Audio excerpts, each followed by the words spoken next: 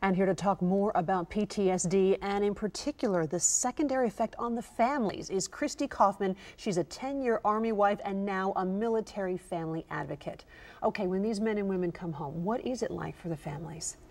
You know, I try to come up with the best analogy I can for my civilian friends who haven't been living war for the past 10 years, like an entire generation of military families now has.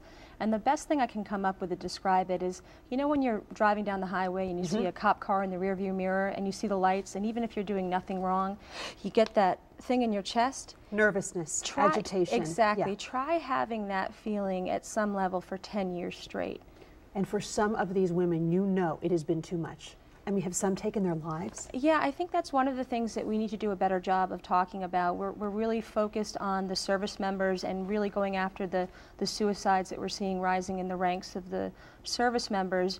But among the family members as well, unfortunately, we are seeing suicides. I personally know 3 Army wives that have taken their own lives. One was a good friend of mine. And, you know, I just think that there is a breaking point for everybody, and it's something that we need to figure out how to deal with within that spouse and military child community. And you know, we talk about the stigma for the troops in admitting I need mental health help. Is there also the stigma of I need to be strong and be the perfect military spouse and not show weakness? I think there is. I mean, particularly when you're talking about the career officers or non-commissioned officers' spouses, there's definitely that put your big girl panties on and deal with it type of mentality, which is something that you need to do to deal with what you have to deal with when your husband's deployed or when they come back and you're dealing with their issues that they come home with.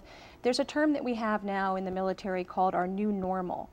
And it's important that we call it our new reality instead, because nothing about 10 years of war is normal. And when you call it normal, and if you can't live up to whatever that normal is, then it's kind of saying that there's something wrong with you and you're weak. And I don't think that's been the case. We've had unbelievable resiliency within that community. And Kristy, thank you for bringing it to the forefront and for changing the way we look at it. Thank you so much.